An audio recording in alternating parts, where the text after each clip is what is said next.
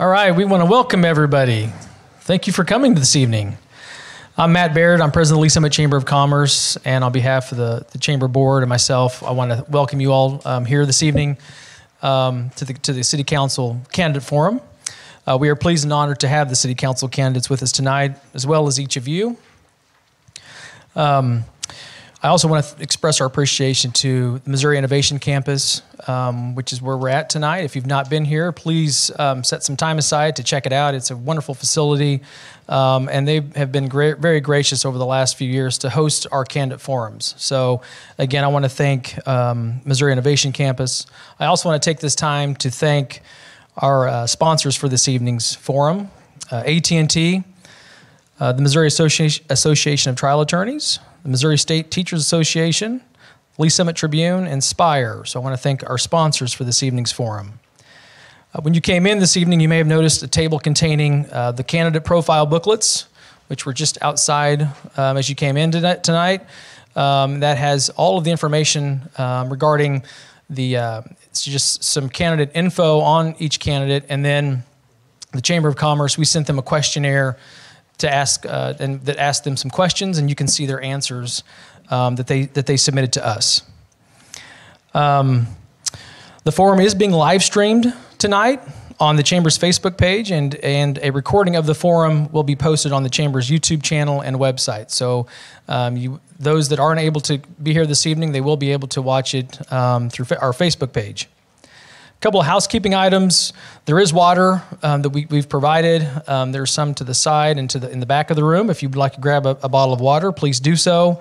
Restrooms are through the glass doors and to your right. You'll see the bathrooms. Please mute or vibrate your cell phones during the forum tonight. Now it is my pleasure to introduce our moderators for this evening. We have Rodney Lesh, Chair of the Government Legislative Committee. And we've got Chip Dzinski, Chair of the Chamber's Governmental Relations Committee. Both of these fine individuals are active volunteers and members with the Lee Summit Chamber of Commerce. And with that, I'm going to turn it over to Rodney.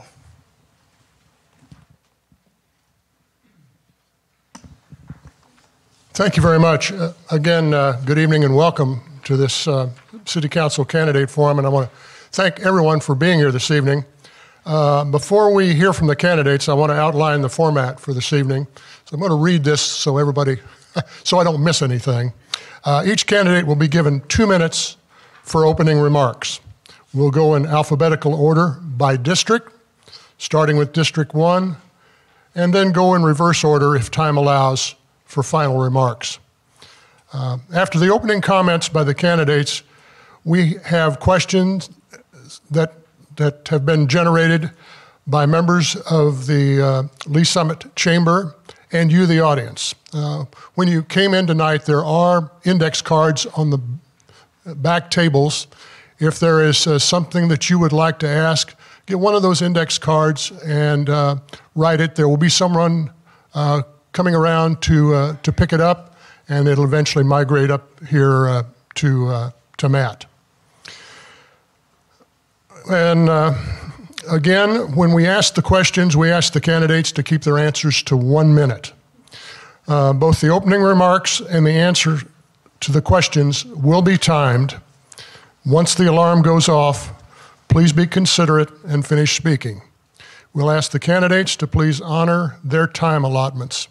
If time permits, we'll provide 1 minute to each candidate at the end of the forum for any closing remarks. Lastly, during the forum tonight, we ask that the candidates focus on answering the questions. Those that choose to make personal attacks will be warned. If a candidate is warned for the 3rd time, they will be asked to leave and dismissed from the forum. So in alphabetical order by district, we will start with District 1, which it appears would be Mia, and then go all the way down to District 4. We'll have Mia. And Mia, I did not get a chance to ask for the correct pronunciation on your last name. Pryor. Pryor. Yes. Okay. Then Kurt Sonicson, Storm Dillon Schneider, John Lovell. Lorenzo Harrison could not be at the forum this evening. In District 3, Ted Diehl, Bethel Lopez, and then in District 4, Faith Hodges and Bob Johnson. So we will now allow you to make your opening remarks. They will be 2 minutes, and we will begin with Mia. Hi, my name is Mia Pryor. And if you will, hold the microphone up so you can be heard, and incidentally, do not turn your microphones off when you're done. Hi, my name is Mia Pryor. I've lived here for 30 years. I'm married to a Lee Summit firefighter paramedic. I'm a mom to 5. I'm a former healthcare worker. I stepped away to take care of my family. I've been very involved in our city through the chamber, serving on the PTA at Lee Summit Elementary, volunteering at various events downtown. I've been involved in the fire auxiliary. There are many reasons I want to run for council, but I would say probably the most compelling reason is that I want to be the voice of my district. I believe it's important to advocate for everyone, regardless of age, race, status, political party affiliation. I believe it's important for our elected officials to listen, provide information, and serve the public. I'm well connected, I'm easily accessible, and I care deeply about our city. I want to play a bigger part in ensuring we continue to be a destination for people to live, work, and play.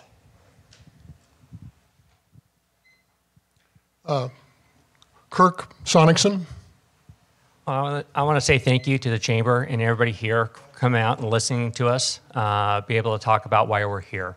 And again, I'm Kirk Sonicson. I was drawn to Lee Summit 5 years ago. Our son had an opportunity to come down here to play soccer and really loved Lee Summit, the neighborhood communities, the nice downtown area, just the overall, just small town feel that we have.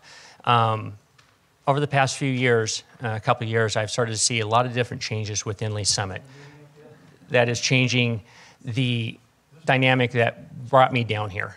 And I've been looking away to volunteer, to get back within the community and actually see how I can help preserve what brought me here and what brought my family here. We're coming out of a time that no one has ever seen. And I've had to sit down and really work within my business and make sure that I had a business to stay afloat during this past time. And that's the type of leadership that I want to bring to Lee Summit and looking at how we're going to grow over the next 10, 20, 30 years. How do we actually ensure that our tax base, our schools, our infrastructure is maintained? So that's why I want to come out and bring that leadership, that servant leadership that I know to the community and be able to sit down and help Lee Summit grow. Storm. Hello, my name is Storm. Last year, I'm not going to lie, we had a really tragic year. A year that when you come out of it, it's profoundly changes you. I had a lovely life. I've lived here in Lee Summit for 10 years. I love Lee Summit. I took it for granted. When tragedy struck, I know that I was walking through my woods every morning with my puppies and, crying and asking God, to save our city, to save our nation and our state. And I said, God, what are you going to do? What are you going to do? And he said, what are you prepared to do? I'm running for city council because I want to make a difference in our city. I want to be part of the enormous, awesome city we live in, the growth, the community. I want to give back. I want to be a conservative voice for the people and bring balance to our city council. And I deeply love our city. I love this city. Thank you.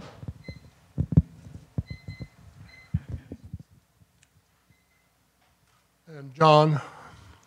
Thank you.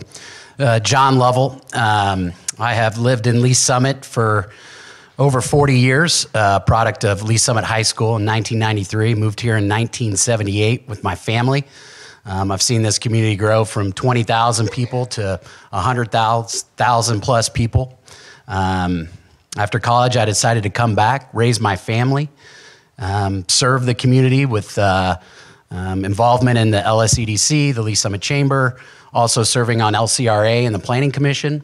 I've been involved in neighborhood community work and also have started my business here. And, you know, as a 47-year-old in this community, I felt like it's my turn to serve. I've seen a lot of things. I've got a very reasonable, pragmatic approach to governance. I lead by serving, and I feel that my experiences position me well to serve this community going forward.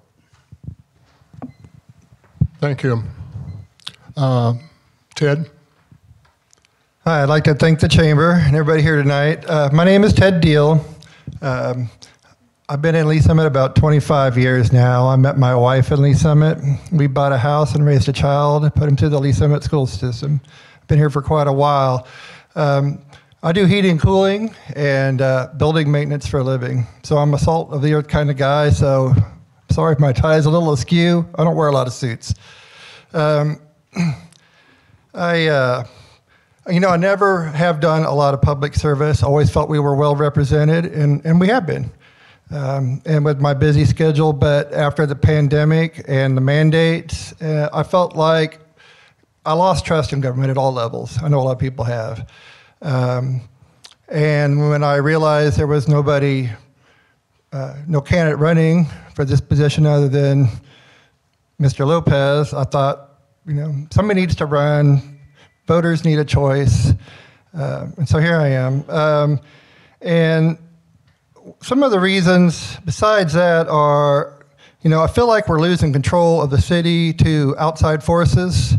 Obviously Jackson County and their mandates, and the Mid-American Regional Council has got a growing influence in Lee Summit. And as a working guy, I would like to see, everybody says Lee Summit's a great place to live, work, and play, and it is. Great neighborhoods, great public safety, clearly great parks, but not many of us get to really work in Lee Summit. So I would really like to see that balance. We need some jobs, we need some light industry. We've got, a great highways, access, rail, we've got a wonderful airport, and I just would like to see the focus shift to jobs. So that's why I'm running. Thank you. Bethel? Thank you. My name is Bethel Lopez. I've lived in Lee Summit as well for quite some time, 26 years. My wife and I, Vanessa, have raised 3 daughters in Lee Summit in this community, have been very active in youth sports, coaching through Lee Summit Parks and Rec. So we know a lot of families because of our children. And when I decided to do this, I am an incumbent, 3rd District incumbent, and have served with honor and humility and transparency. And when I decided to do this 4 years, it was probably for the same reasons a lot of these people are up here now. Obviously, and you all, as engaged citizens, we care about this community. So that's a given. That's why I did it. Not really knowing what I was getting myself into wholeheartedly, but I had a set of skills, a certain set of skill set that I thought could be helpful to make Lee Summit better. It is a great place. We have awesome amenities here, and you can't deny that. We had great foresight by previous leadership. But I realized that for me, in my background in commercial real estate development, that there was a problem, and it had to do with the tax base. 80% or so, we got my colleague over here, Mr. Johnson, who heads the Finance and Budget Committee for the city. We've talked about this for the last 4 years, and that's why I ran. Our tax base is off. We can talk about county, we can talk about school districts, we can talk about other regional issues, but we control what happens here. This body, as an elected official, we can set policy that can make a difference. And that's being open to responsible economic development. And that's what I've advocated for the last 4 years. And I'm happy to say that 4 years later, sitting on finance and budget, our fund balance is higher than it was 4 years ago. And that's because we've made a sincere, intentional effort to change this disparity of our tax base. As residential taxpayers, the burden of our taxes come on us. We've improved that in adding more jobs. And I'd like to continue to do that the next 4 years. Thank you. Thank you. Faith?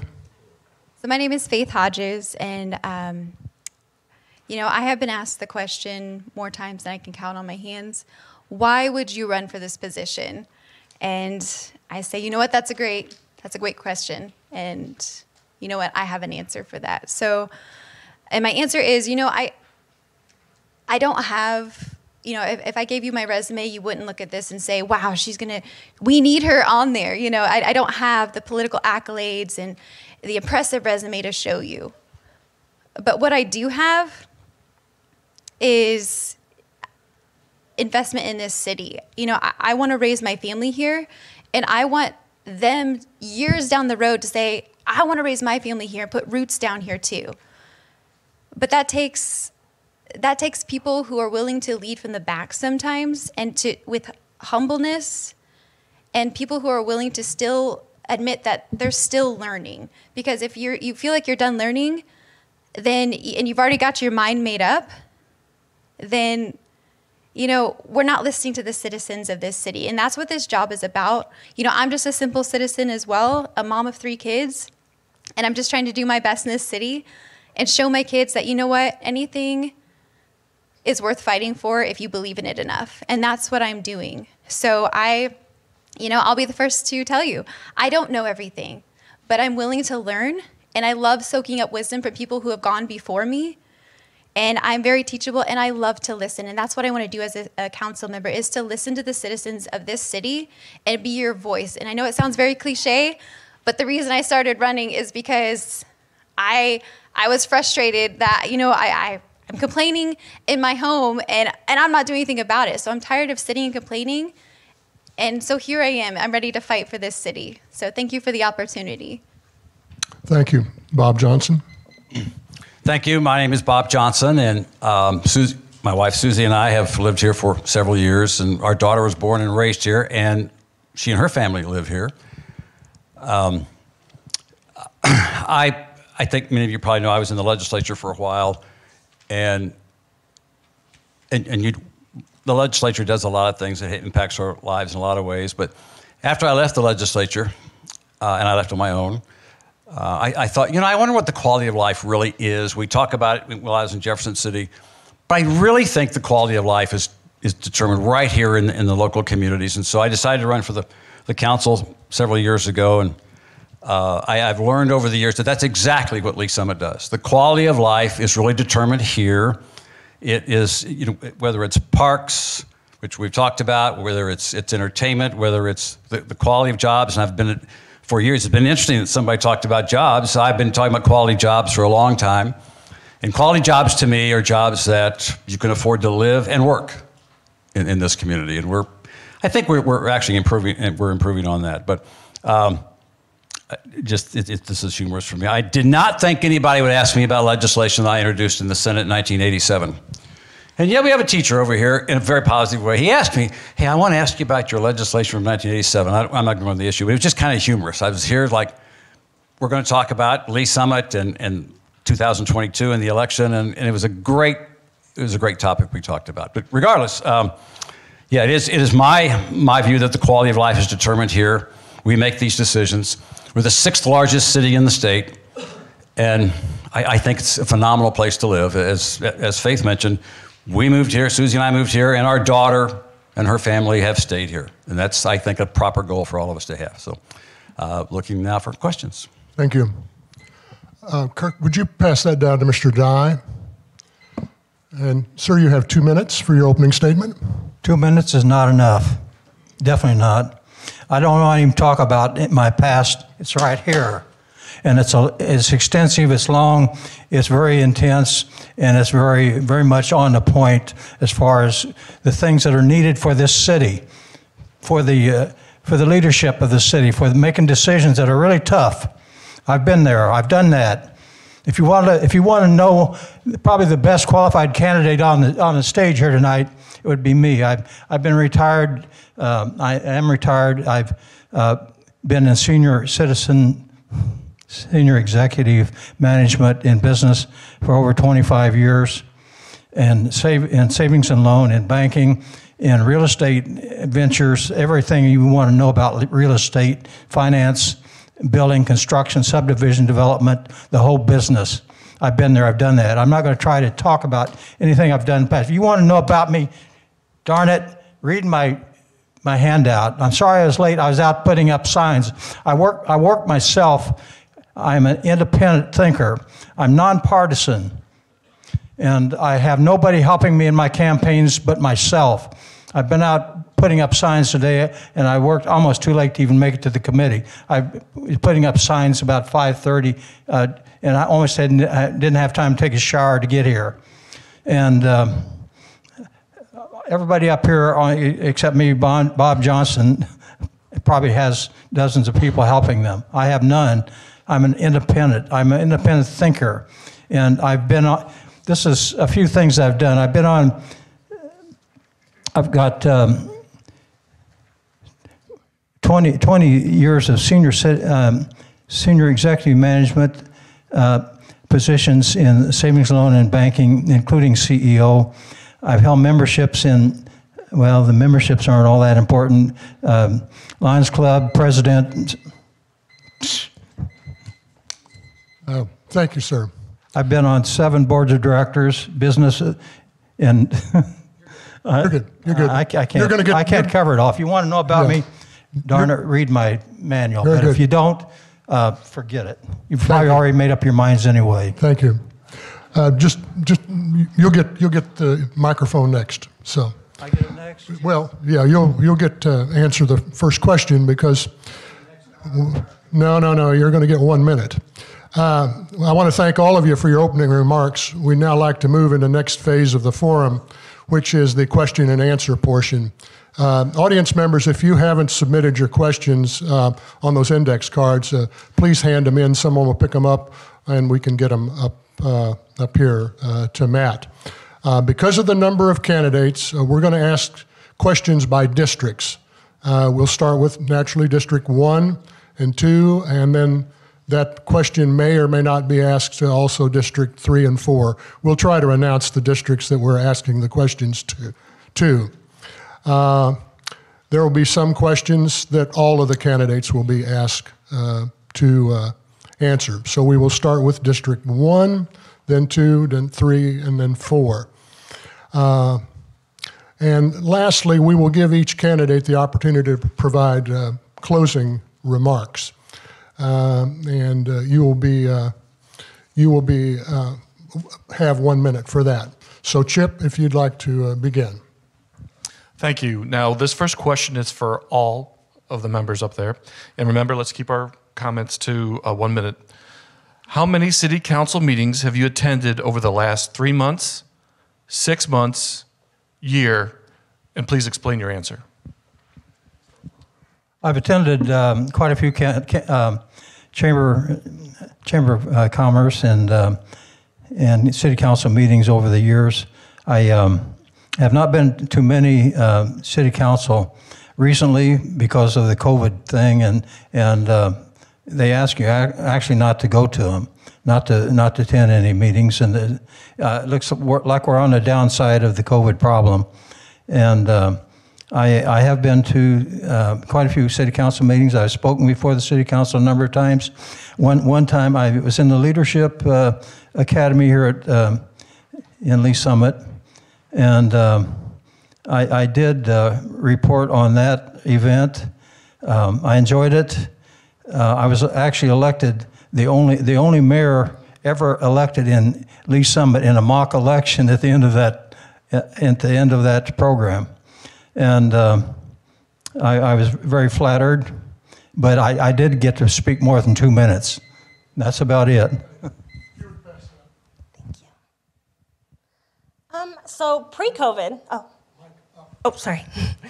Pre-COVID, I attended quite a few meetings. I've always had a big interest in local politics. Since COVID, I watch online on Tuesday evenings. And it's kind of funny. I have my 9-year-old watches with me, and normally he thinks it's all really boring, even though I think it's all really, not boring. And they were discussing about the batting cages, and that's the first time I've seen him excited to watch a meeting because he was super excited about the batting cages. So I haven't attended any in person recently since COVID, but I do watch them online regularly, and pre-COVID I attended quite a few. Probably going to have the same answer, a lot of us right now, because of COVID. I've been watching the city council meetings online. And if I can't see it on Tuesday night, I actually will listen to it and watch it as I drive to work and do my research. So over the past few months, that's what I've been doing, catching up on everything. But I also go back and watch previous council meetings just to make sure I understand all the facts and all the data and everything that has been discussed prior and going forward. And that's the best way to get, understand everything going on in the city is to do research. Go back and watch them and understand, look at the agendas, and actually look at all the information that is presented in those council meetings. So when you have to go back and look, you hear a lot of talk back and forth during the council meeting, but you don't see all the information that's being presented to them. And that's actually, to me, more interesting and actually a better way to understand what is being presented. Then you're getting the facts, whether it's the development or a tax or whatever they're discussing. You're able to get the information from them.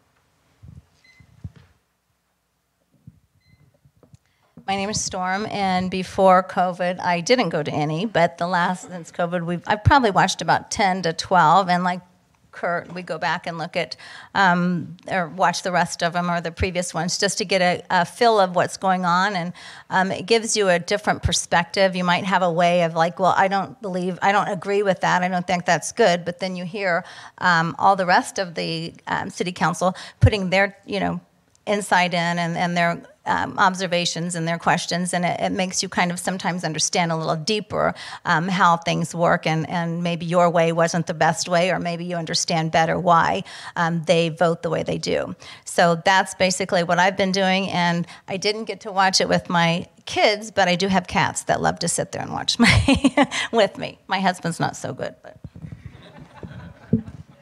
I didn't know cats liked city council meetings, but now I do. Over the last year and a half, I've had an opportunity to actually be part of co-council planning commission meetings. So actually being a part of that process, especially in our Ignite comprehensive plan, which was very meaningful and let's say a great exercise to see what goes on inside council. Prior to that, dating back to Mayor Rhodes, there were probably not many Thursdays that I wasn't on council. In fact, we used to have council on Thursdays until recently that was changed. So spent a lot of time there exploring different developments. A lot of that had to do with development issues and things that were going on in the city, and then also some budgetary things. So I feel like my experience and even having that opportunity to sit through some of those meetings and participate in them over the last few years has been invaluable to my knowledge and ability to understand city government. Well, like a lot of people, I haven't been to many recently. I did attend the one for the diversity and inclusion vote, but other than that, I've been watching them. I've really only got into local politics when I started this run 3-4 months ago, so I've done a lot of catching up. That's a great thing about their website, but I've really been into national politics, and this is my first jump into local politics, so I got some catching up to do, no doubt. As a city council member, I've attended all of them.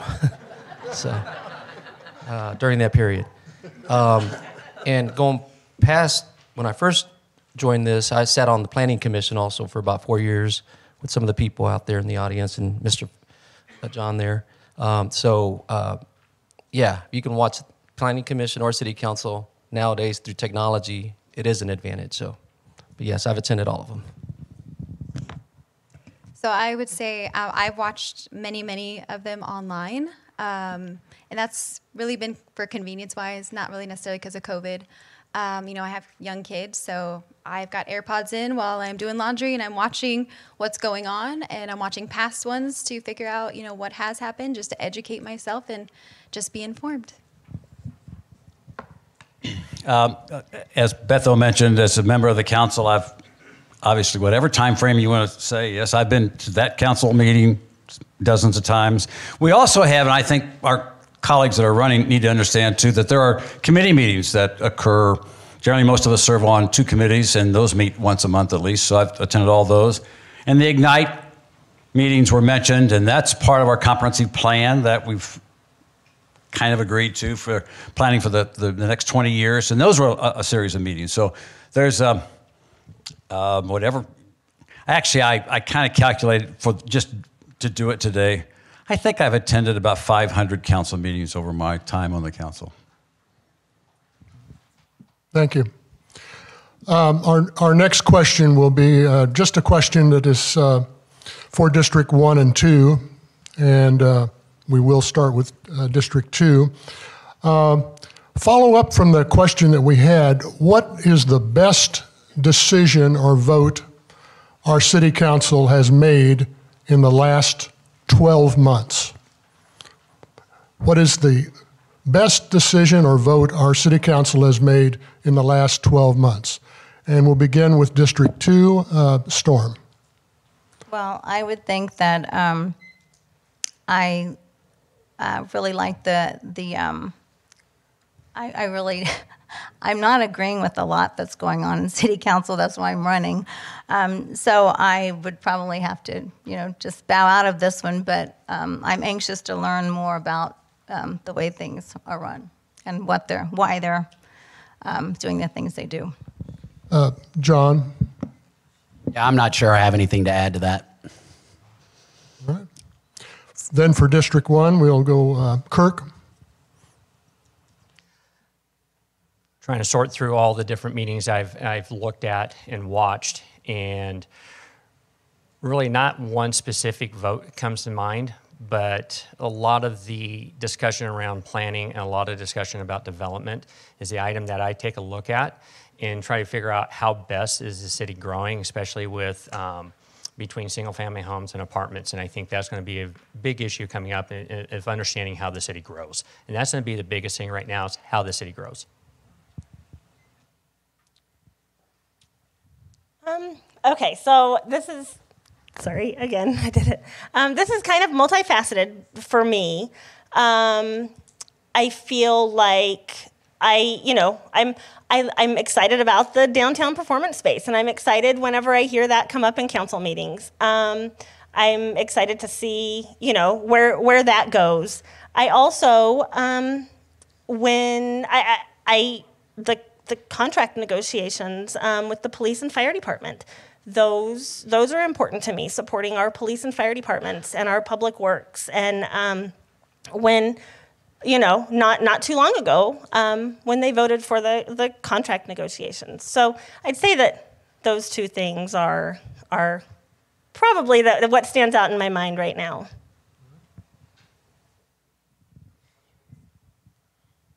It's not hard to make approval on any decision that's presented to the City Council. It's more of a rubber stamp situation because most of the work are done by the professionals in the city staff. And by the time it gets to the council, all it basically is just somebody that knows something about what's going on, putting an approval on it. And most of the time, from what I've seen I've been associated, following the city government for years, probably about 20 years now. And what I see is very, very few measures that are presented to the City Council that have not already been scrutinized and reviewed by the actual professionals that are on the staff. There's probably half the people on the City Council know basically nothing about what the actual situation is on each provision. And I would say that by the time it gets to the City Council, that if they give it a rubber stamp, it's probably fine. I can't think of any one measure that's been so significant. All right, Mr. Except there's a great zoning of 4,000 acres that is probably the most formidable thing that they've approved. Appreciate it. Thank you.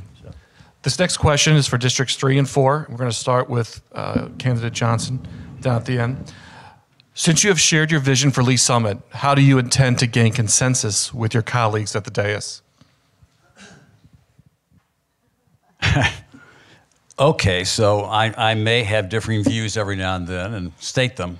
I think, and it wasn't asked to us, but I think the 4,200 acre discussion that we have not finalized, or the council has not finalized yet, but I think that's going to be an extremely positive decision that isn't going to be made tomorrow. It's going to take several months and maybe more than a year or so to deal with the zoning and the future use of roughly 1,000 acres on the east side of 291 3,200, 300, 3,100 acres on the southwest side. That's going to take a commonality of trying to work together. I don't think all of us are going to agree on everything, but I'll tell you one thing, and I haven't seen this. If you have a point of view that's different, you don't need to attack your colleague, like maybe a couple shots here tonight, but there's no reason to attack anybody. Everybody should be informed when you vote. I make the assumption that when council members vote, they are informed in their decision. So you have a discussion about it, and again, treat each other with respect and make informed decisions. Will you repeat the question, please? Sure. Since you have shared your vision for Lee Summit, how do you intend to gain consensus with your colleagues at the dais? So I think a lot of what Bob said at the end, coming at it from a place of respect, we are going to have different opinions about stuff, but that's what makes the freedom of thought so great in this country. We are able to have different ideas and different opinions about things, but that's okay, because that's, if everybody thought the same, it would be a pretty boring city here, I feel like. So, if we can come from a place of humbleness and be able to listen to other ideas and keep an open mind, then I feel like we can really work together. So for me, obviously, the perspective's a little different. Again, 4 years ago when I came into the city council environment, it was a very, very different set of circumstances and just overall environment. I think there was a lot of non-cooperation at that time, and that's as negative as I will get. As one of two new people, along with the mayor on council, I was given the opportunity to serve as mayor pro tem right from the very get-go. And one of the mayor pro tem's responsibilities is to choose, along with the mayor, in a very transparent, objective, and respectful manner, to set the committees, the council committees. And so I didn't make that political. I made it a very sincere, very open process where I sat down with each council colleague one-on-one and asked them what their interest was. And I knew what roles they had, those that were incumbents. So that was easy to figure that out, what they had done previously. And I made it a very respectful, transparent, easy process. And it starts with respect. And that's what I have advocated for 4 years. Well, I agree with Mr. Lopez. It does begin with respect and self-awareness and just hard work, building relationships and, not trying to bulldoze your way through these things. It takes consensus. Not everybody's going to agree. Hard work, respect, self-awareness. Very good. Now, this is a question for all of the candidates.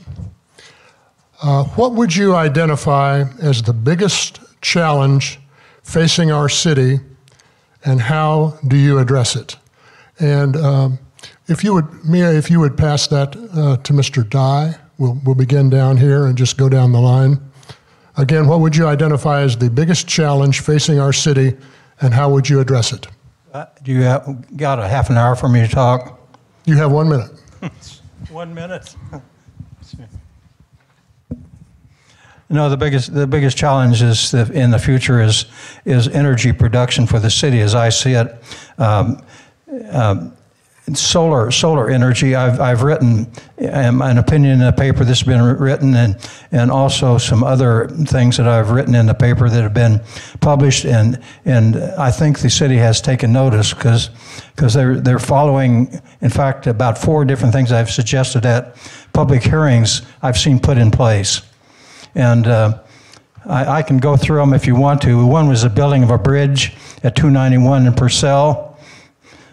One was a meeting that I had. Well, I've been following it and suggesting it for 11 years in my forum manuals about bond the R7 school district bonding with the business community, offering scholarships, internships, part-time jobs, full-time jobs after high school, and there's 47 companies at last report by Bob Glazer. That's kind of been taken over. Thank you, sir. Thank you. Your time is up. Again, Mia, what would you identify as the biggest challenge facing our city, and how would you address it? If you'll hold the mic up. Like I said, Lee Summit's a great place to live, work, and play. I would like to strengthen the work aspect of it. I think that's important. I think going forward, it's going to be even more important to bring diversify the tax base, bring more commercial in, so we're not, as they call it, just a bedroom community. And so I believe that probably one of the biggest challenges is being able to bring more commercial to our area and to our city. And how I would address it, I'm not exactly sure. Once I get into council and I'm able to look at all the information, I'd probably be more equipped to answer how I would address it. But, I'm not opposed to incentives, and I'm not opposed to using incentives responsibly to bring commercial into our city. Thank you. I have a very similar answer. Really, the biggest challenge for our city right now is diversifying our industry and our commercial base. That's going to be able to take our tax base and be able to fund the city for 10, 20, 30 years. And really taking a look how we develop that is going to be key to how the city actually grows. And Lee Summit has a lot of great attributes to bring in industrial and commercial with all the access to highways, rail, the airport. It's really understanding how to bring that in and to get out of this time, because right now, coming out of COVID, the industry, the workplace is changing. Not a lot of offices are still in place, people are working from home. So how are we going to sit down and bring a different set of businesses into Lee Summit to really ensure that our tax base is growing? Thank you. I feel like the biggest issue that we have is quality housing. Right now, we've got apartments going up, and I know apartments are needed, but there's a lot of them going up.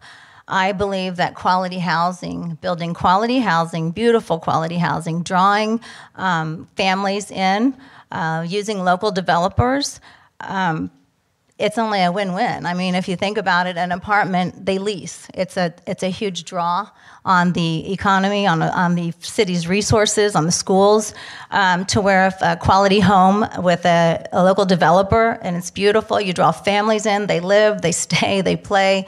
It's just a win-win. So that's my thing. Thank you. A couple of things. One challenge is also our greatest opportunity. We got a tremendous amount of land coming on board and great momentum with our Ignite plan to continue moving this community forward. I'd say the other challenge is how do we keep all this crap happening at the federal level from coming in and dividing our community even more? How do we unite as Lee Summitans, and how do we work together and not allow some of this stuff that's happening up in D.C. come back down here and divide us? We need to be working together and staying together as a community. Thank you. Could you repeat the question one time? Yeah. What would you identify as the biggest challenge facing our city, and how do you address it?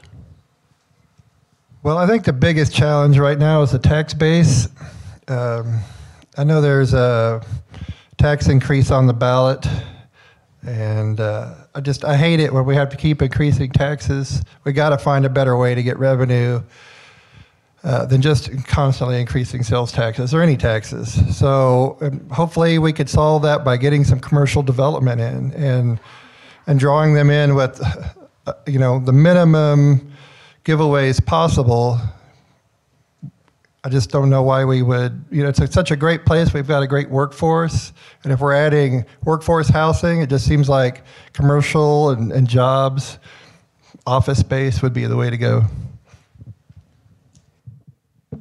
So we have a unique opportunity right now in Lee Summit. The last 4 years, we've had comprehensive land use planning done before. We've had strategic planning done before. We've had airport plans done before. We have all this PRI land that's coming on board. Never in the history of Lee Summit has all those plans been coordinated at one time. And so that's huge. That's a huge opportunity for us that we need to build upon. And some of the things that have been said, I won't sound redundant, are very accurate. We need to find diverse pricing single-family homes. And so that has been identified in a lot of these plans. We, as a council that sets policy, need to be more intentional how we address those plans and that need.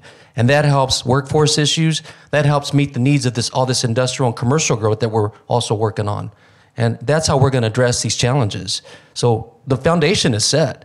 And the next 2, 3, 4 years and years beyond that, we have awesome opportunities. What could be a challenge, we have awesome opportunities. And we've positioned ourselves very well for that. Thank you. So I agree with most of what they said, but I feel like there's two that really stick out to me. I would love to bring eventually a kind of like a business that will actually give jobs that people stay here. They don't travel outside of our city to go work. I feel like we're just, you know, we're just the place where you buy a nice house and you stay, and then you just travel elsewhere, and that's where you spend your time. So I'd love to bring something here that brings quality jobs here, that pay well, that brings more families in here that want to plant roots and invest in this city. So when we talk incentives, that's the kind of thing I would be okay giving incentives to, not things that don't give to our future. And also, I will say, just from going door to door, everybody is mentioning they don't like all the apartments coming up. That's the #1 biggest complaint from the actual people of this city. So I say we need to start listening to that because it's true. So. Thank you. Thank you. I also think that, and I've been talking about this for some time, quality jobs, which is generally what most people have been talking about up here, jobs that obviously create enough income to where people can live and work in Lee Summit. What I think we need to do in terms of, I want to mention the assessed valuations issue that Bethel mentioned earlier. Basically, the residential assessed valuation for real property is about 81% of total. Commercial is 17 to 18%. So basically, you and I get to fund the city. So I would like to see quality jobs to be increased and therefore, encouraged, I should say. And therefore, we should now decide if we're going to encourage commercial growth, we need to move away from the retail incentives and move more into those that, and I'm going to call, this is my term, knowledge-based companies. Not the retail anymore, but I want knowledge-based companies that require some skills and some backgrounds and so forth. And again, I think the quality of our life is, again, it's a phenomenal place to live. And so, but this is where if we're going to have to deal with incentives, then we need to deal with different kinds of jobs that we incentivize. All right, thank you. This next question is for Districts 2 and 4. We're going to start with candidate Diehl Schneider. The current city manager is set to retire this year. What qualities do you want to see in our next city manager? Well, I think that the next city manager should be as invested in Lee Summit as the rest of us. I mean, I think he really needs to love our city, want what's best for our city. That's super important. I think he should have that. Lee Summit as the first and foremost of what's best for it.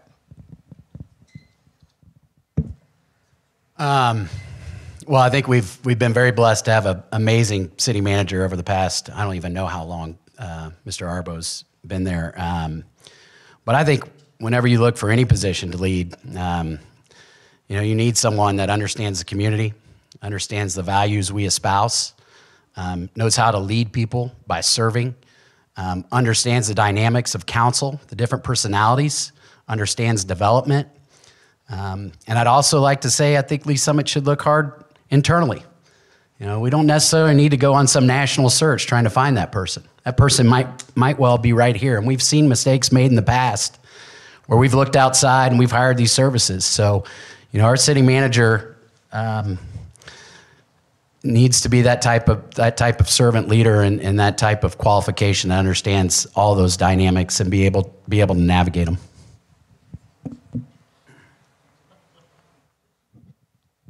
This is 4, please. Go ahead. It's for 4. Yes. Okay. So I think first and foremost, transparency. Because when you lack that, you really question that person's, can we trust this person? Because should I get elected to council, I want to know every piece of information that comes to the table that I vote on. Because if I'm voting on something, I want to know every bit of information because that's my character, my reputation on the line, and I want to make sure that I'm making an informed decision when it comes when it comes to me, and honesty. And then obviously, when they look at a project, not just looking at the here and now, I want to make sure that they're looking at the future. Like, how is this going to affect our city or benefit it, or maybe not in the next 10, 20, 30 years, not just what's new and exciting, what's the next shiny thing we can get in Lee Summit. It's about how will this benefit our city in the long run, because that's what's going to make us be the most prosperous city and grow. So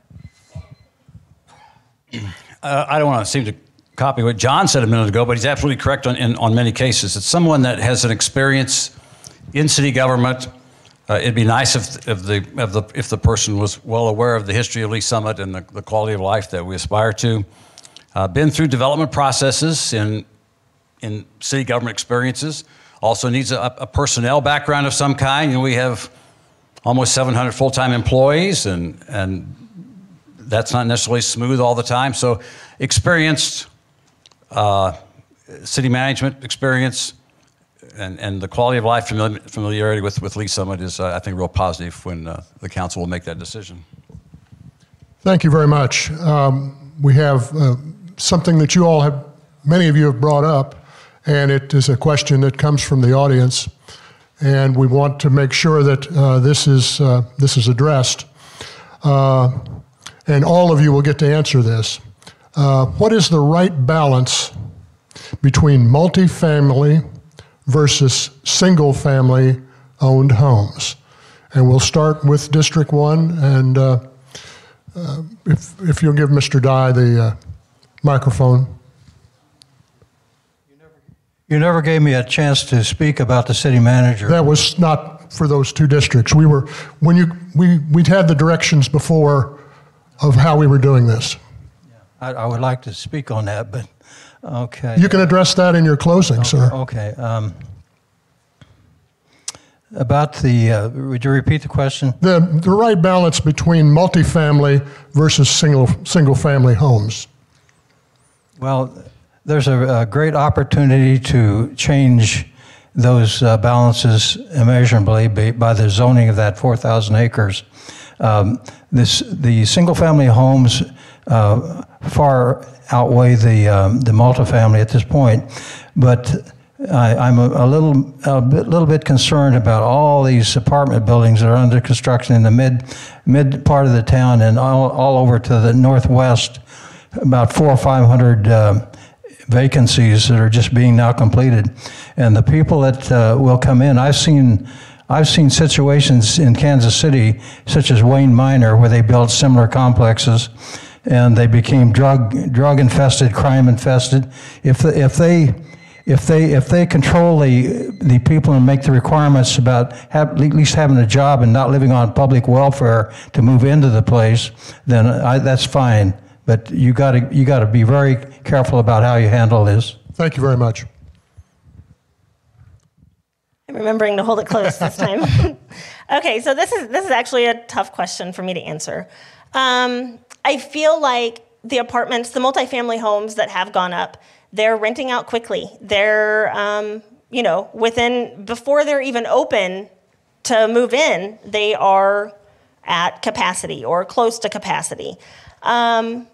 But I feel like a lot of the voters in Lee Summit, a lot of the residents in Lee Summit are, they feel like there's enough multifamily homes in Lee Summit. So I think it's important to listen to our residents and, make decisions based on the residents that live here and invest in our community, make decisions on what they want. And as of right now, what I'm hearing from a lot of residents is that they've had enough multifamily homes. So when we look at what brought me down to Lee Summit, it's going to be because it was a neighborhood, single-family homes where you're able to get out and see your neighbors, walk around, talk to people. And looking at how many apartments have been going up, there are a need for apartments to be built, but built in the right way, in the right areas, and the right conditions for it. But what really, when we look at single-family homes, it's the best way for people to generate wealth. Coming back, so if people want to better themselves, better their lives, they're able to come into Lee Summit, buy a single family home and actually, if they sell or if they say they have a vested interest or return on their investment coming into town. Now, the one thing we can look at is actually taking a look on what type of housing. There's a lot of different places in Lee Summit. Yes, we want to live in certain areas, but we have to be able to look at, or they have to be able to look at their budget and understand what they can afford. So sitting down, having a wide range of single-family homes would probably offset some of the need of the apartments. Well, I too have heard from a lot of people in my district and myself, and there's a ton of apartments going up, and there's more in the queue. Once again, single-family homes, like Kurt had mentioned, is the quickest way to accumulate wealth for for families that come in and stay, and hopefully live and play and stay in Lee Summit. Unfortunately, the apartments, we all know after about 3 years, what happens. The management changes and it keeps going downhill. And, the conglomerates came in, they built these big apartments and they're gone. They take the money and they're gone. Then we're left with having to deal with it. And it's a big drain on a lot of our infrastructure, on schools. I just feel like I don't know what the balance is, but I'll tell you, a lot of my people in my area and the other people that I have spoken to, they're done. They're tired of the apartments. Well, I know the city is, is sitting on Planning Commission. There have been a few studies done on number of units versus number of residents, and I think the city's done a good job of being mindful of what that good balance is. But I would say that it is the quickest way to create density in areas that you want to spawn development. That doesn't mean the city doesn't have a say in the quality and the type of construction and the architecture, but it's been a good mechanism to create some density in areas that we want to see growth. And quite personally, it's how I got back to Lee Summit. I was able to rent an apartment. I know my wife out there remembers that apartment. She's probably embarrassed right now. There's a lot of pluses. There's a lot of pluses to multifamily, but again, it's like anything. You got to have that right mix and that right balance to support the needs of the community. And there's data and there's studies to do that. And then on council, you take that information, you make the best decisions for what's best for the community. So I don't think you can take a hard or fast line and say it's all bad or all good.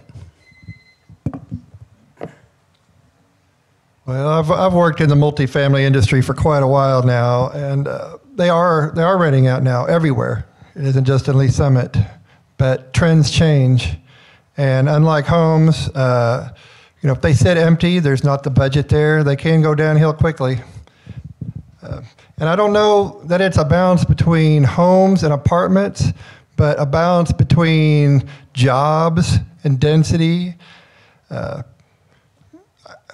If you don't have jobs and you don't have, nobody's going to move to an apartment in Lee Summit and drive to Lenexa for a job. You might do that if you own a house here, but I don't see you doing that, moving to an apartment here to work somewhere else. So, and people don't like them. And so, I think you have to respect the people's, thoughts on that. So what the exact balance is, I don't know, but we've got a lot of apartments coming up, and I think maybe we should give it a breather and see what happens. So I would concur and not be redundant to keep saying that there is no magic balance of, I'm not an expert in that industry. However, I do think the best way to build a community is single-family homes. But apartments, multifamily has to coexist in communities. And if properly planned to build density, as John mentioned, I think that's very accurate. So as a city, I said we have these plans in place, and those are our guides to kind of help us as we move forward. And as we create jobs, I think it's incumbent upon us as a council and the mayor to hold developers accountable, residential developers. We need smaller, as a policy, we've advocated this for years, Councilmember Johnson and I, and a few other council people, that we need smaller lots in Lee Summit to build more affordable single-family homes. That's an intentional policy that we have some influence over, and we need to work with our staff and local development community to advocate for this kind of housing. So that's one way to address that disbalance. Thank you. So I'd like to address something that actually I had a conversation with somebody recently about this very issue. And I feel like right now Lee Summit is kind of going crazy with just approving apartment, because everybody sees them in each district. However, one of the arguments was, yeah, but they're filling up 90% max full within the first month.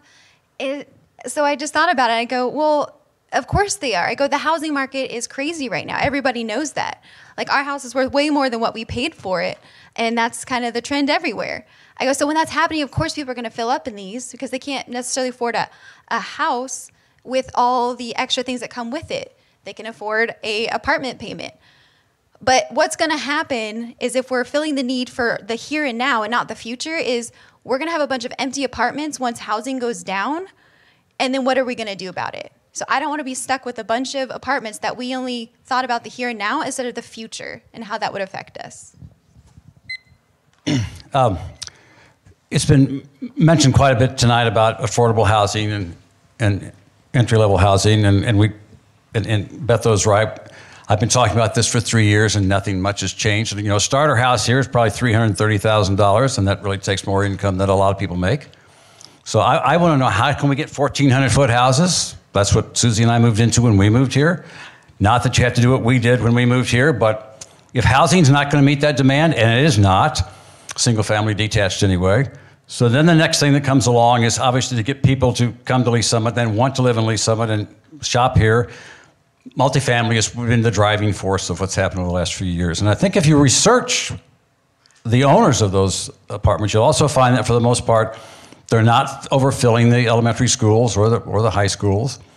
And I don't want you to forget about people that are older. There are a lot of people that are older, and they simply want freedom to travel. They sell their single-family detached house, and okay.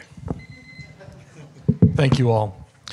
This next question is going to be for Districts 1 and 3, and we will start with Mr. Diehl. What are your thoughts on policies to incentivize economic development in the city?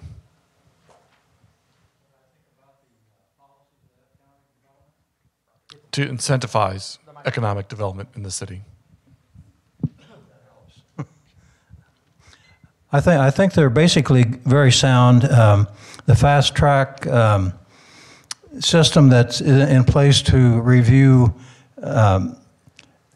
projects that are presented to the city, where they are moved through the process very quickly, and I think that's a great improvement. And I am very what should I say? I'm very much impressed with growth and development for the city. I'm very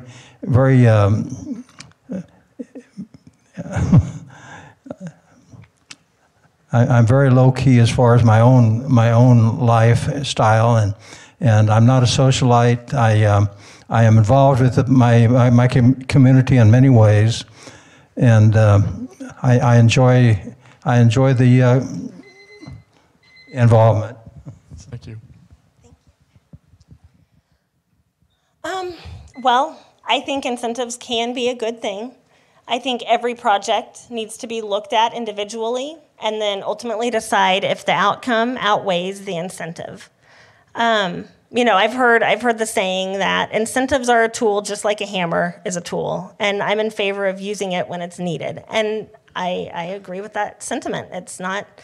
I think we need to look at the project and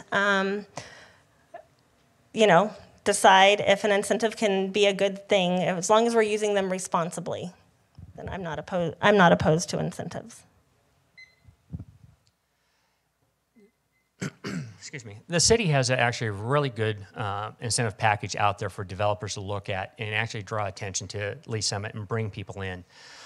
The way we use incentives, I think the city can be better at negotiating how those incentives are actually applied to each development. And it's right, each development has to be looked at on its own, but if you're talking about a TIF, do we have to do the full 23 years? Or can we actually do it 10 years? What part does that developer come here?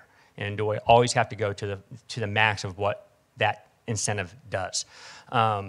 The there's also ways to get clawback, going back in there and taking a look at if they're adjusting plans after TIF has been done, how does the city get that money back? Because basically the developers can redesign projects, city council has to approve it, but yet they're giving themselves a raise over the course of that TIF. So how we actually negotiate, what is it going to take to bring people in, bring developers in to do that? But I think the city can be a lot smarter about how we apply those tax incentives. All right, Mr. Diehl. Well, I think generally, I mean, incentives can be very useful, but I think the tendency is to get a little overboard with them. It's too easy. The plans come before you. There's a lot of pressure to vote on these things. So, I mean, I think they're overused. Obviously, they're a great tool when used properly. I know there's a couple developments. I mean, when you're talking about the tax base, you give huge giveaways, it's going to upset your tax base. And so, yeah, you could shorten the terms, but you got to be more careful. And at some point, maybe we even just put the brakes on development if we can't get people to come in without, you know, constant incentives. This is a great place to develop. So, but maybe we need to try, see what happens if we don't give away some of the incentives. So I appreciate the comments that have been made about the process that we have for evaluating projects that come into our city and vetting out what kind of incentives we offer. I do appreciate that because our current council and mayor have been very intentional about putting those policies in place and working with staff and hiring the right staff to make sure they implement the policies that we're setting. So that wasn't done by luck. That was very intentional. And we've made a lot of progress the last 3.5 years. So going forward, as far as vetting projects, you know, everything that's presented before us goes through a public process, and it's a very transparent process. When it comes to city council, we have drag-out discussions about this, very respectful discussions, and you can have responsible development incentive projects. And a perfect example is the Scannell project that's going to build over 800,000 square feet over off of Main in Douglas, and it's going to create over 500 jobs. The incentive package on that one was rerouting the street. That's a public improvement. That wasn't giving money to the developers to help the project and bring more economic activity. So we are doing it very transparent and very responsible. I'm very proud of that. Thank you. Again, we have another question, which I think people may have been looking over our shoulder, reading what questions we thought of. But this will be a question for everyone on the up here today, and we'll actually start with 4, coming back down to this end with Mr. Johnson. So what do you see as the City Council's role in working with the school district? This isn't new to us. We actually work with the school district. First of all, let's understand, because I've had a couple of calls, that's a separate political subdivision, just like we are. They have their own board. They have their own elections. We don't set their policy. We work with them on an extremely regular basis, though, in terms of economic development issues. Because every time some of these, depending on the type of incentive that's involved, it reduces the revenue flow to the school districts. Now, yes, in many cases, there's payments in lieu of taxes, and we try to work this out. So that's where we generally work with our school district. It's on economic development issues, tax increment financing, the improvement of 50 Highway and 291 North. We need part of the school district's property where Lee Summit High School is. So that's the kind of thing we actually have very regular meetings with. Our staffs of both entities meet regularly to discuss these kinds of issues. And then we probably meet one or two times a year, the two boards. So I think we go above what most city councils and school districts do in the region. So kind of to echo Bob, I know this is a separate entity, but I think people forget that, you know, and we need to quit fooling ourselves that our school district is doing a good job right now. It has been something to be proud of, but it's not doing a good job right now. And because of that, we're having good families who are choosing to move out of our great city because of the schools. And the schools affect the city. So you can say, oh, it's separate. But what happens at the school board affects the city, which affects the council. So I would love to see something come into place where we have more of a role with the school board and are more involved in that area, so we can come alongside and there's different viewpoints where we can work together to make this city great again and the schools something to be envied again. So thank you. Sorry, I didn't drink enough caffeine. Sorry. Kind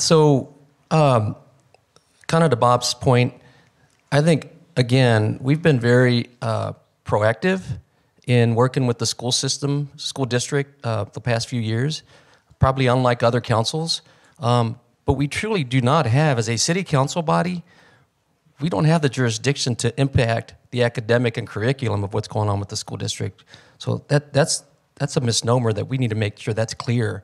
But as far as being coordinated as we deal with development projects and infrastructure issues right outside Lee Summit High School, as Bob mentioned, those things are very important that we can work together on. And what most people don't realize in Lee Summit, I'm a Lee Summit resident at heart, but there's 5 school districts within Lee Summit. I don't know if most people realize that. So if, as a city council body, we got engaged and tried to make impact in all 5 of these school districts, we wouldn't have time to work on regular city policies. So we need to make that very clear. We work with the school districts, we support them, we want to make them better to attract more jobs and businesses, but we can't control their policies. So that's pretty important to realize that. Thank you. Yeah, I agree with everything they've been saying. It's a separate entity. So as city council, all you can really do is make sure they have the funds and the public safety. And that goes back to your tax base and making sure you're collecting the taxes, not just, overdoing the tests. Just be mindful of development and incentives that you may pass and how that might affect the schools, and because their tax base is, their revenue is based on much of our property taxes. So, as a council member, if we are getting ready to extend some sort of incentive that might cause an increase in student population, you've got to be mindful of that. So you got to work with the city to make sure they're on board with the certain things you're doing. Well, I'm deeply committed to working together with the school board. Our people are leaving. We had an awesome school district, and now I see on Facebook all the time people are begging other friends and families, don't leave us. We need to do something with this. I think we have commissions and committees for a lot of other programs and commissions. Why can't we put a committee or a commission together with some from the city council and some from the school board, and make it a little bit easier that way as far as communicating. But we do need to support them. It's not I'm not running for a school board, but I'll tell you, we need to give power back to our parents for our children. We need to be transparent, and they need to be able to see the curriculum. We need to do something that's going to help get our schools back on track, or we're not. That's where we're not going to grow if we don't keep our schools strong and get people on board. Very similar, sort of a broken record to everybody else is saying, but I really sit down and see that city council, the city's role is ensuring that the tax base is there. Going through and really looking at industry base or commercial base to make sure that we're getting the funds into the general fund, that we can actually support the school of what they need, have the funds to be able to hire the teachers, but more importantly, to sit down and say, do they have all the resources available? Part of that is safety. Do they have enough resource officers? Are they engaged with the students? Do they have the time to be able to engage? Do they have enough to do that? That is one of the big things right there, that engagement, getting them with the city, getting with the resource officers into the schools will help with a lot of different things going on in the schools. Also planning, as mentioned before, as the city grows, it puts a burden onto a lot of different city resources. So understanding that planning and having good conversation to sit down and say, this is how we're growing, this is the expected impact, to make sure that we're ahead of the curve. So I'm big on open communication, and I understand that the city council doesn't have a lot to do with the daily operations of the school district. but I believe there needs to be open communication between city council and the school district and other district leaders. I think that a thriving school district is imperative to building and sustaining a great community. I am actually very involved with the school level, with my children's school, even at the school board level. I have a good relationship with several people, a couple people on the board and a couple people running for school board. And I would capitalize on our good relationship, and I would really keep communication open and making sure that, communication's always open.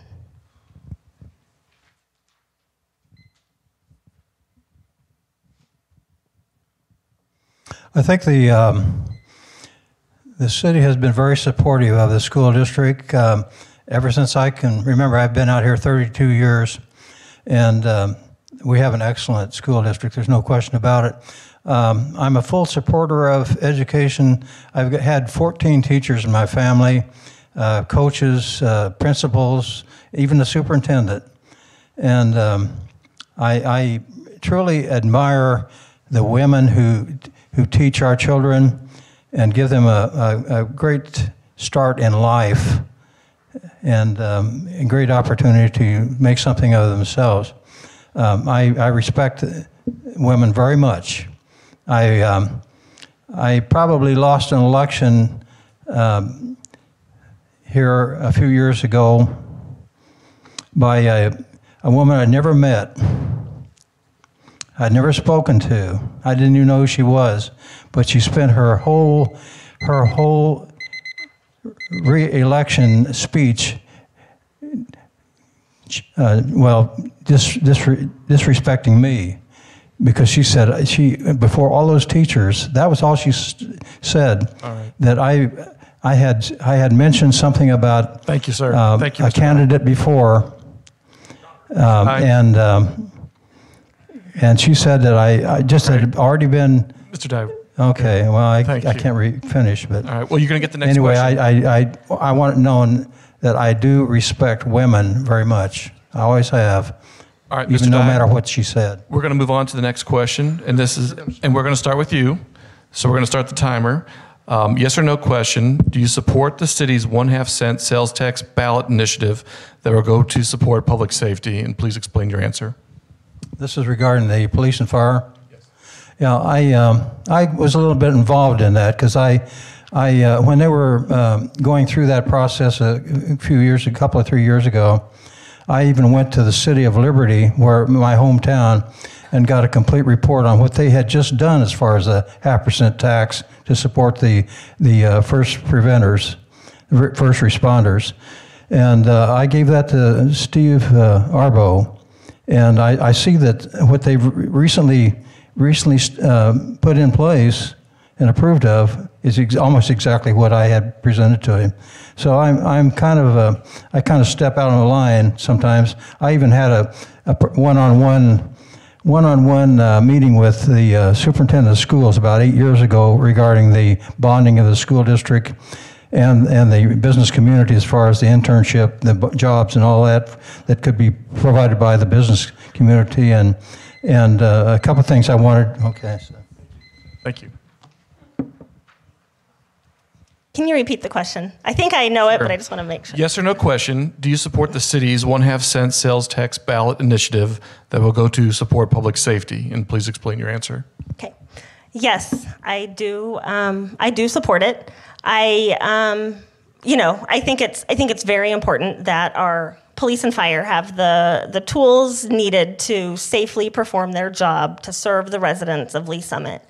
I also think it's important that we attract and retain the best of the best. We have an awesome police and fire department, and right now there's the police department is struggling with staff shortages, and I think that this could go a long way in helping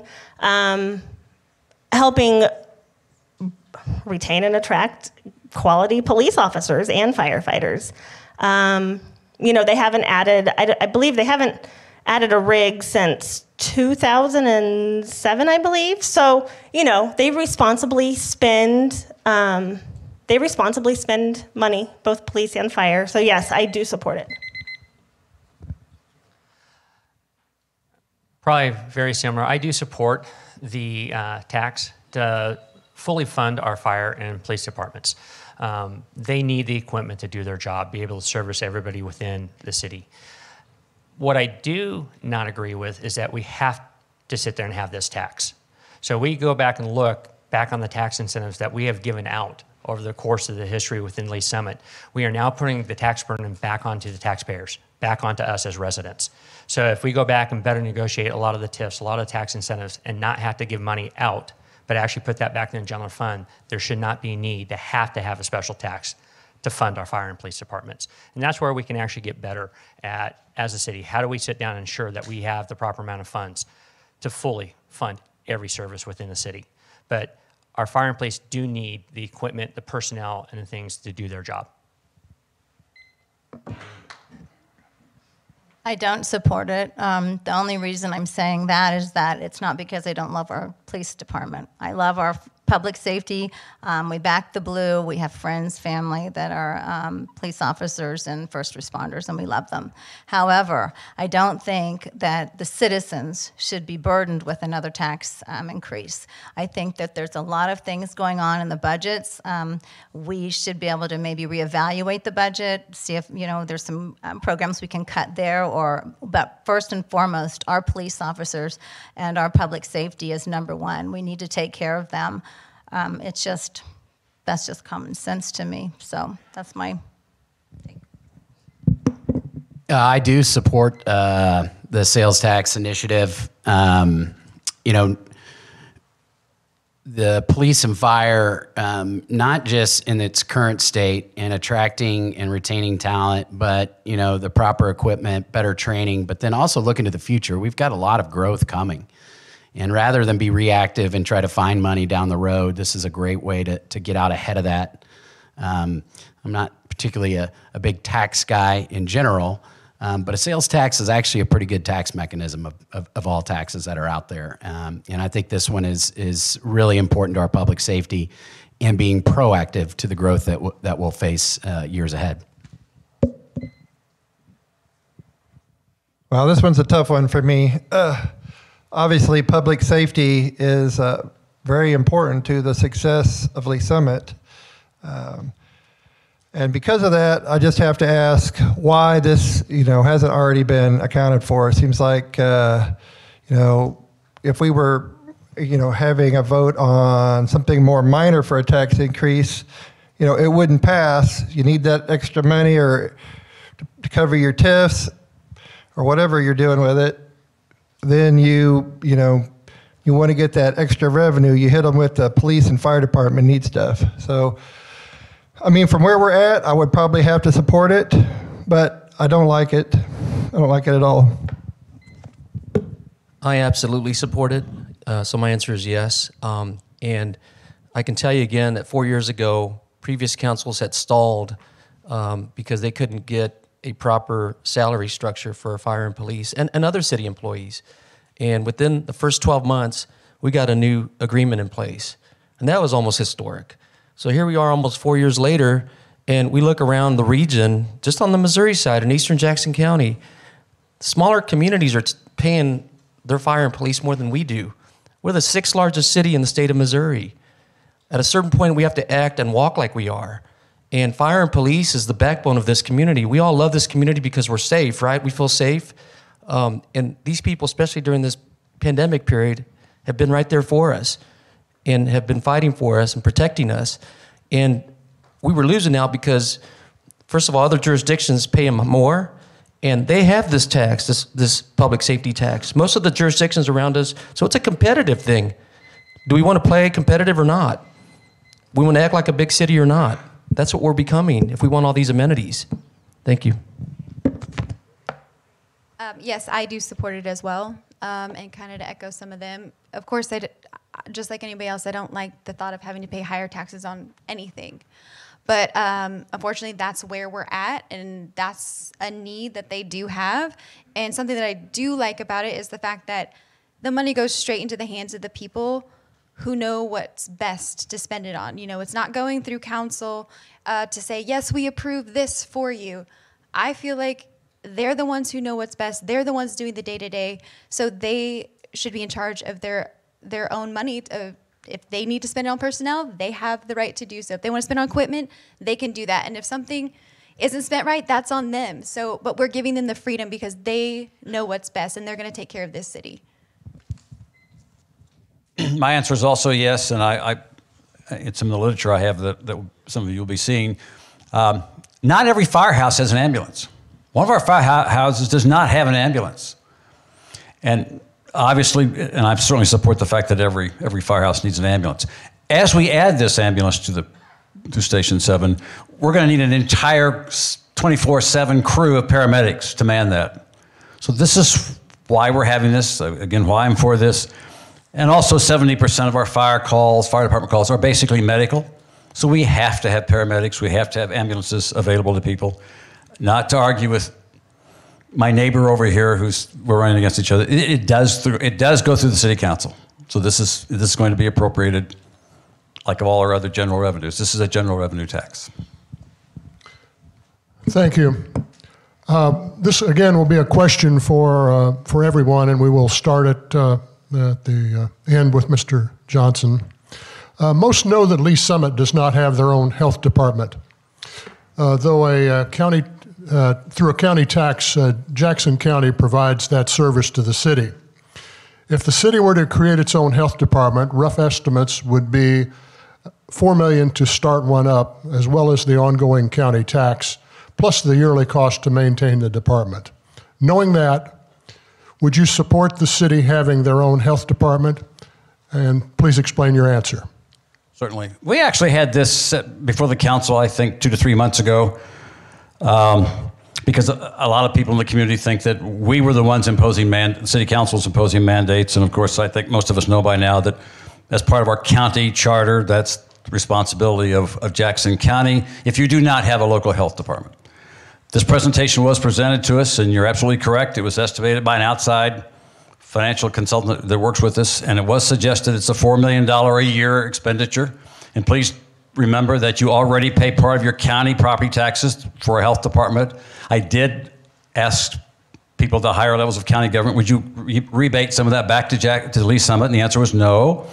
So I don't think we need to, whether you like it or not, I don't want to pay twice for a health department. So yeah, I don't think we can afford on an ongoing basis in that area $4 million for a health department. So I do like the idea of having our own health department. I like the idea of giving our city some independence because nobody knows what's better for our city than the people who actually live in this city. So I think it would be great, and honestly, it really would have helped out some small businesses here in the city. So if we could have had control over our own city, then I think we would have benefited from it. I think, as Bob said, there's a lot of costs that go into it. I think that's something we need to look more into and just really dig deep on how can we possibly make this work. So there's not a whole lot more I can add to what Bob explained as far as background, because that's very accurate. That happened the last 3 or 4 months. And that came about because we all represent each of our districts, and we listen to our neighbors, like a lot of people like you all in this room. And so we were very responsive, and we looked into it, and it's just not feasible. We talk about the budget challenges, and do we pay for infrastructure or public safety? This is an expense that the current budget, we sharpened the pencil. We could not find the funding to pay $4 million a year. And so is it something we can look at down the road? Yeah, definitely. I think we'd be open to that. But right now, the way the state charter is set up with the county and the city, of all the Jackson County cities, this is the best we have. And so it's not feasible. So that's my answer is no. Yeah, this is another great question. Ideally, it would be great to have our own health department. I like the idea of Lee Summit being able to govern itself, but that is a lot of money. It would only probably increase exponentially from there. I just think it's probably unobtainable at this point. Maybe I just think a little bit differently. Certainly wasn't privy to a lot of those conversations or what this analyst presented to us when they prepared a budget, but tell me we've done things this certain way and that's the only way it can be done. I don't know. I'd say, well, why can't we think about how we would create our own health department? Why is it $4 million? What kind of fat's in that health department? I'm not saying I have those answers, and I'm not saying it's feasible, but I also don't think the county should be telling us what to do. And if the state says we can't rebate some of that money, why not? What kind of legislation do we have to pass? How do we continue to push and challenge some of these mechanisms that have been put in place years ago? And I'm not saying you can. I'm just saying it being on council, if I had that opportunity, I'd be asking these questions. We have to think differently. It requires different thinking. We're in a new age. We're in a new time. And that's the type of stuff that has to be questioned when you're up there on the dais. You got to be able to think differently. You got to be able to evolve. You got to be able to change. I got my own. Okay, I agree with my opponent, John. I would love to have our own health, and Lee Summit to have our own health department.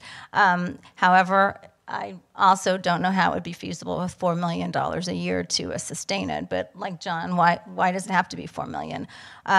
Maybe another option would be to vote in some different Jackson County legislatures, and maybe, I know we're all sick of the mandates. I think that's another part that, we're tired of. We can govern ourselves. We know what's best for our family. We don't need Jackson County or the government to tell us what to do. The power needs to be given back to the people. And like I said, I agree with John that, I would be interested in seeing why we wouldn't be able to have a health department a lot cheaper. Thank you. This is one of the reasons that I'm really getting involved with city council and getting into local politics. My industry is restaurants. I had to fight to survive over the past 2 years, keep people employed. Toughest day of my life is having to call managers and tell them that I had to furlough them. They did not have a job.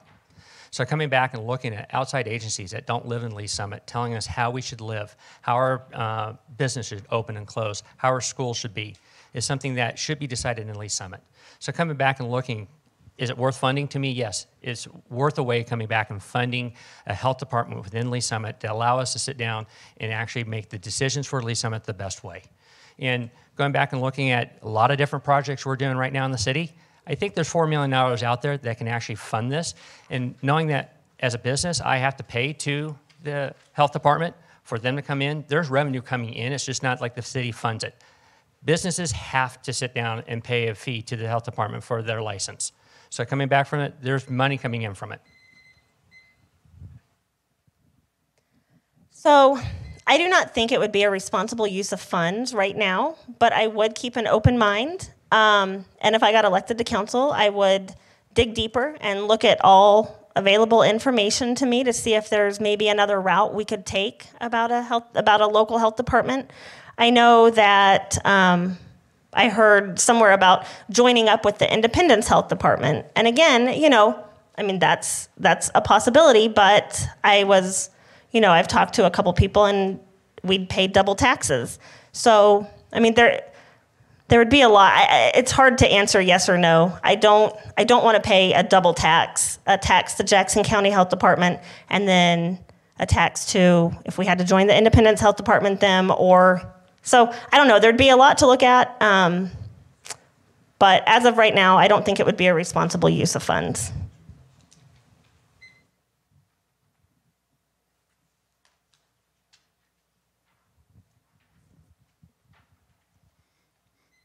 I think we should leave it pretty much as it is. I'm against any further taxation.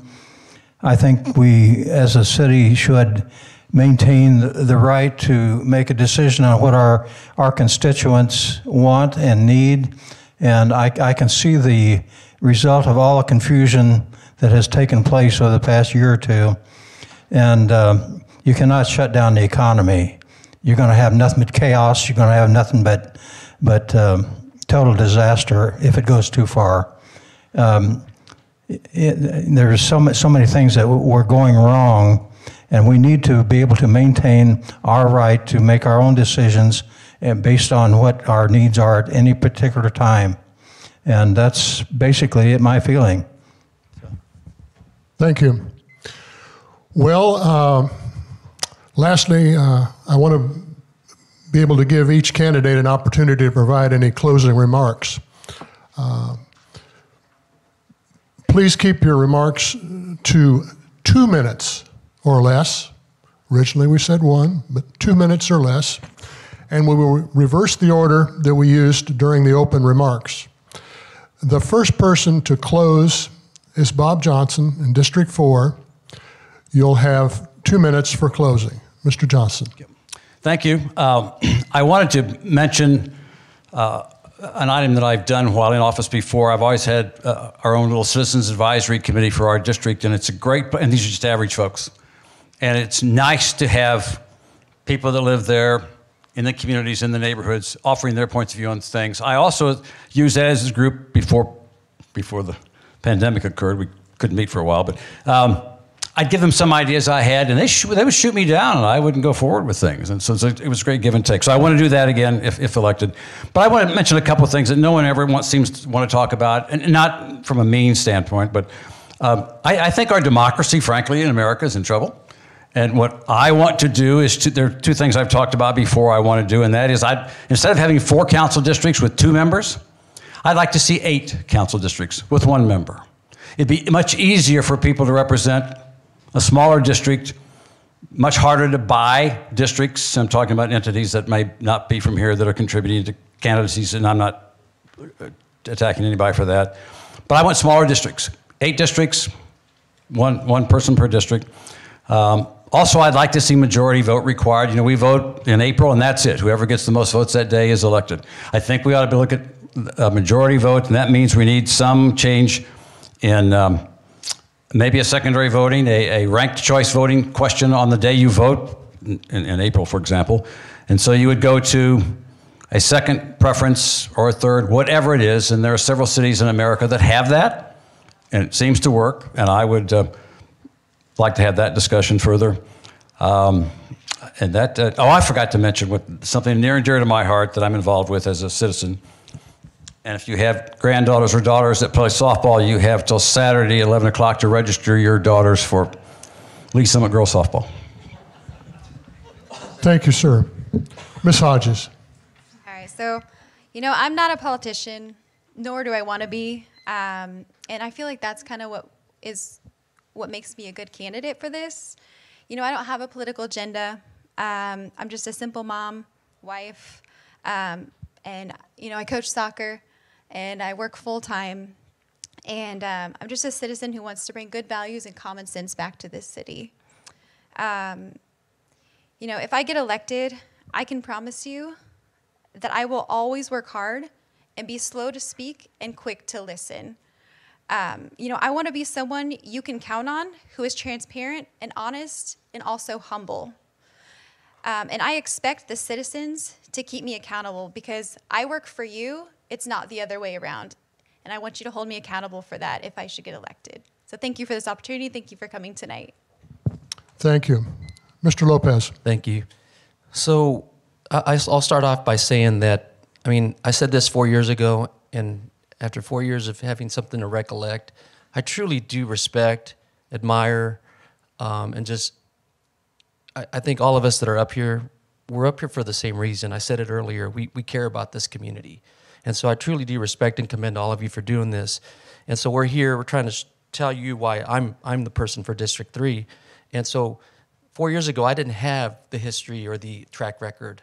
4 years later, I can sit here before all of you and people watching that I've made a difference in our community overall in all of Lee Summit, but in District 3, we talked about public safety, we talked about infrastructure, we talked about economic development, diversity and inclusion. We've brought on people onto our commissions and committees that are appointed by the mayor that he's had input from all of us council people to bring in people. It's not just about race and color, it's about gender, it's about bringing people from different walks of life, different expertise, different career paths onto boards and commissions that they would have never even thought about, and different perspectives, and everybody's making a difference, and it's inclusive. That's what I'm about. And as far as infrastructure, if you live in District 3, I will hang my hat on this. Lee Summit Road, for years I was on planning commission or just a resident up on the north side of town, And I wondered why Lee Summit Road was never complete. Lee Summit did our portion. Independence did their portion. There's a 2-mile stretch. It's Kansas City, Missouri. I camped out at City Hall in Kansas City, Missouri. And I seeked out the council people that represent that area. I got our city manager to go talk to their city manager. Guess what? It's being improved right now. And as your public servant, that's what I do as well. Her comments are very accurate. You do it in a humble way, in a quiet way.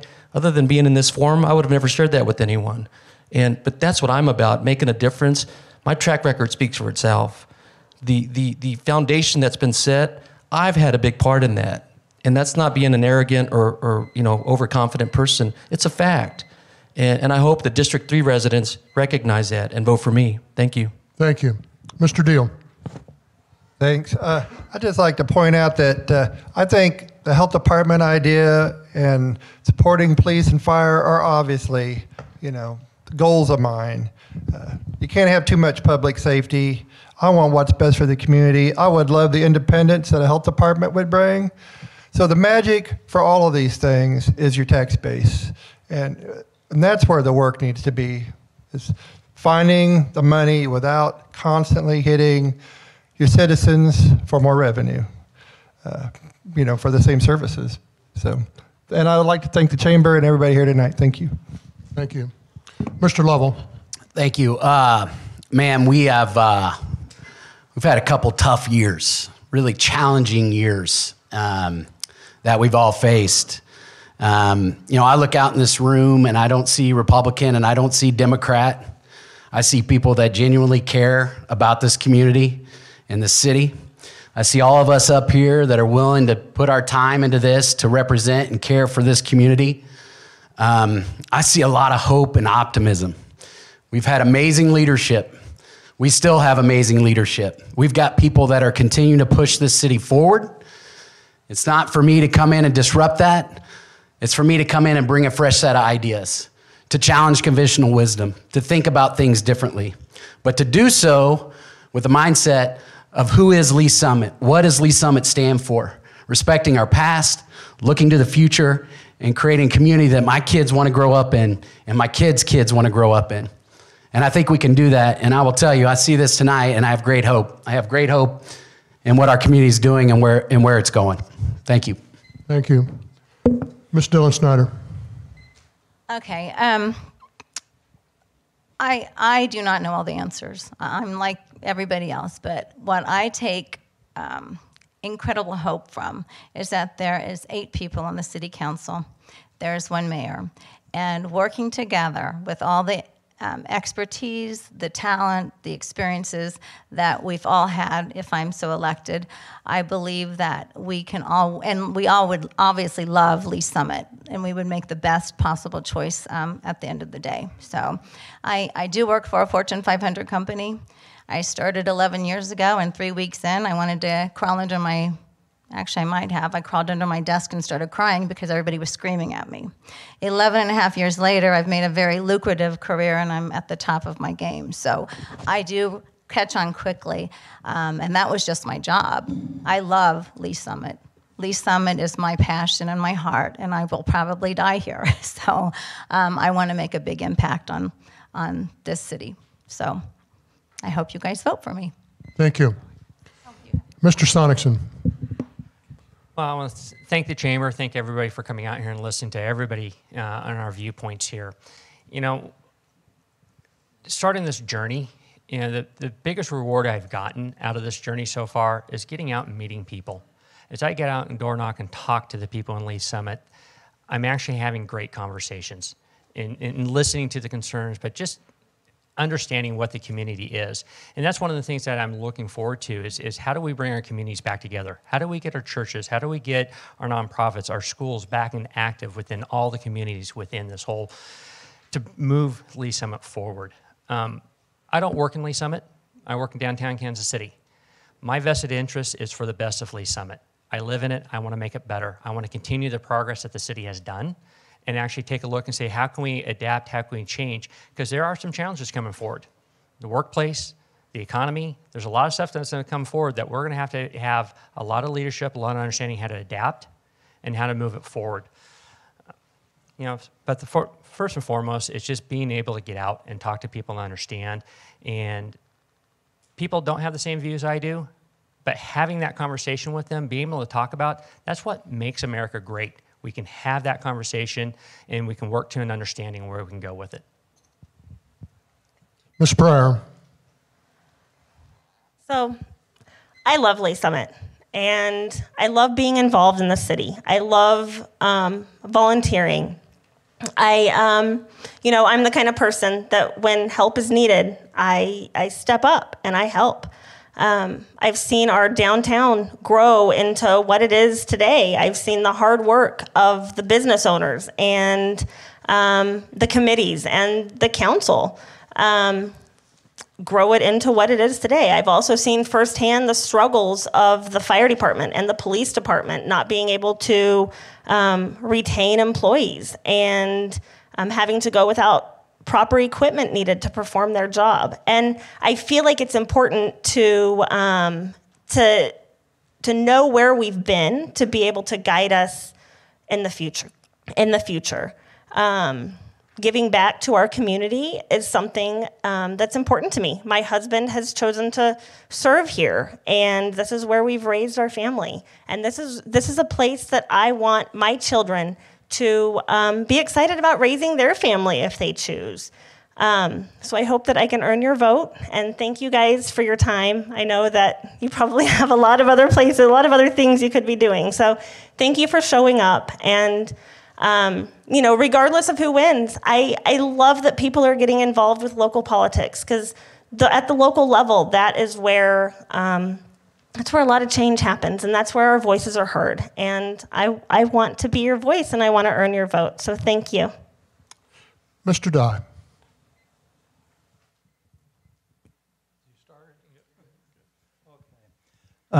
First of all, I'd like to thank everybody for coming tonight. I wish every seat could have been filled. Apparently the COVID situation is still coming around to some extent. We have the opportunity to do a lot in the near future. We can balance our residential housing problem with the zoning and the housing decisions that are made. We can develop that balance in the city operations.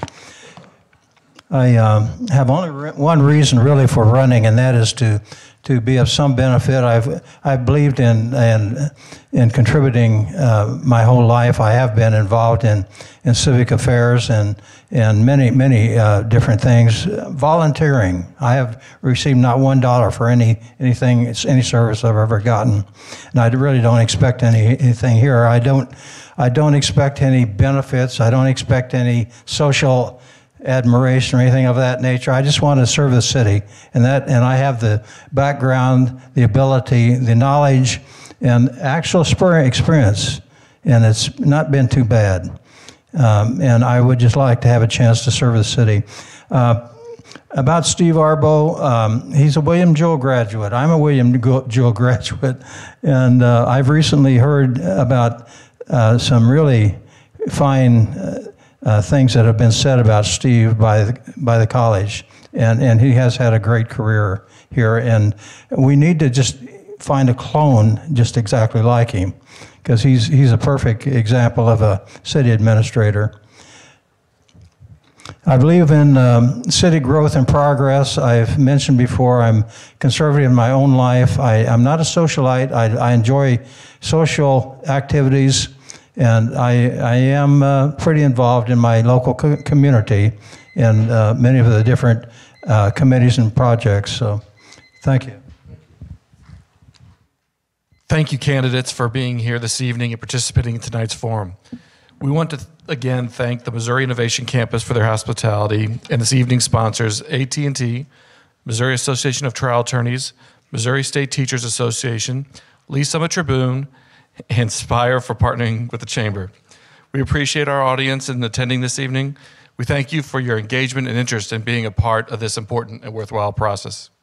As a reminder, the Chamber will be hosting 2 more candidate forums, the Mayor Forum on Wednesday, March 9th, 6:30 p.m. right here at MIC, and the LSR 7 School Board Candidate Forum on Wednesday, March 16th, 6:30, right here also in this room. Lastly, the Lee Summit Chamber has done its part by introducing the candidates to the community. Now we ask that you do your part and represent your right in the voting process by voting on Tuesday, April 5th, 2022. Thank you again, and best to all our candidates.